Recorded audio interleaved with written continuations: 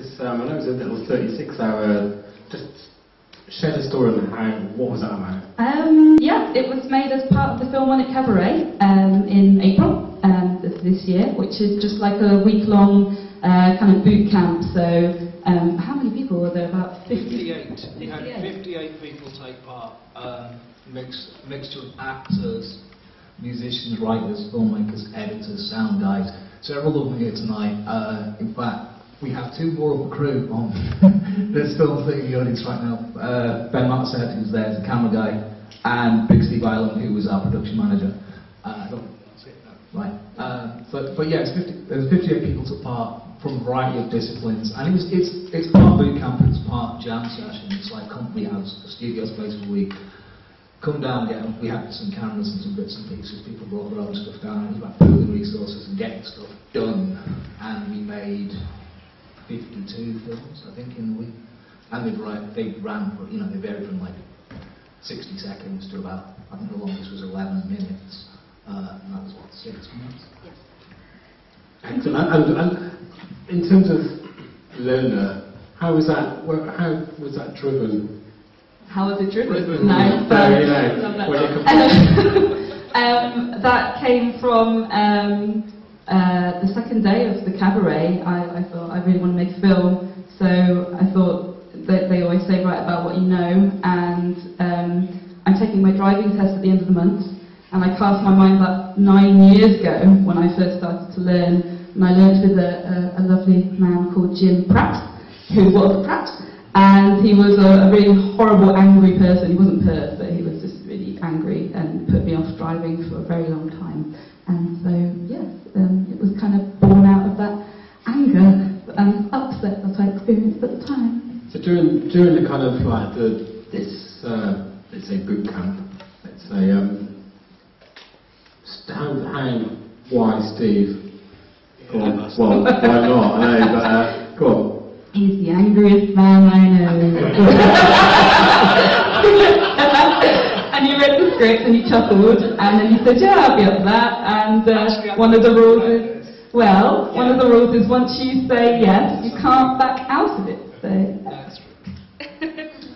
What actually happened was Kate gave me the script saying, yeah, I've got this film, you'd be perfect for it. And I read it and went, thanks, Kate, that's kind of, it says a lot. And then I tried to persuade her to get Joe O'Byrne to do it, and she talked to Joe and said, yes, Steve, Joe says he'll do it, but if he can't do it, will you be the backup plan? And I said, somewhat foolishly, yeah, right. And then the day before, in fact, the evening before the shoot, I think it was about 9:30, 10 o'clock in the evening, she said, Joe can't do the film, Steve. Are you still okay to do it tomorrow morning? Oh shit, yeah, right. So it was like that. It was literally that, and I'm not an actor, so it was just literally like, because I'm a big fat bald guy and I can shout a lot, it was kind of like, just get to do it. And that's what happened, so as simple as that. Also, I'm good at improvised foul swearing. Fantastic. Okay, I'm going to open the floor up straight away. Any questions, please? Any burning, anything? It's not so much a question. Go on, yeah. I think you could totally do a spy versus spy thing on that, man. Every week you could have a different lesson, learn how to cook, learn how to hang glide, learn how to rifle range, whatever else. Absolutely.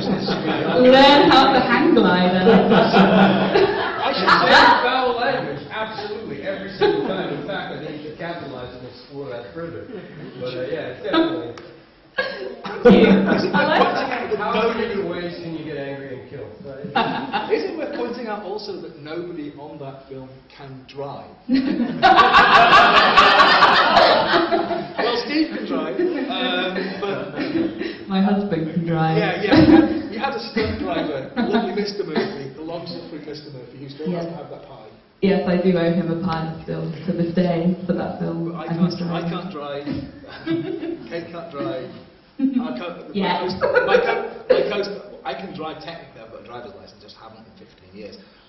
My co-star Emma can't drive either. We should actually pay tribute to Emma. Emma's been coming tonight, wasn't she? She was, yes, she had to work. Another question, please. food camp you mentioned? Yeah. Is it an annual thing, and how do you say no? It's a biannual thing, generally speaking. We do one. We do one in sort of April-ish, and we do one in November, which is the smaller of the two. I'm not sure what the date of the November one will be yet. As I say, it's generally sort of like October, end of October, beginning of November. It's usually around the time of the film festival. To sign up, to get involved, to find out more, we have a website which is flmmaker.com. We also have, obviously, you can contact us via that at info@flmmaker.com. Sort of where it was spelled at the end there, but it's the K. That's how you get involved. I mean, we also have, on the stage mention, we also have screenings. We have open mic. We have a kind of open mic for films, i.e. you can come down and put a film on. We ask a few things that are all on the website, but primarily that they remain 10 minutes or less, simply because of, we've discovered over time that if you run things in a space like the Deaf Institute, people lose interest after about 10 minutes.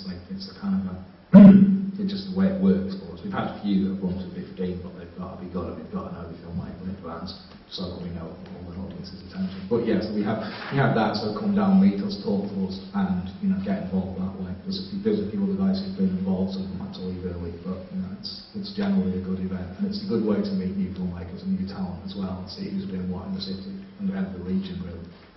So yeah. Okay. One more. I think we're going this way. Can you tell us about any other films that you've made or any plans for the future? Not you, Steve. I just said that's the last film I'll be making. Oh no, it's not. Yes, I'm helping on a few different films over the summer, and I've got another comedy coming up that I hope to make at the end of the summer. So yeah, got a few things going on. On that note, show some warmth, please. Kate.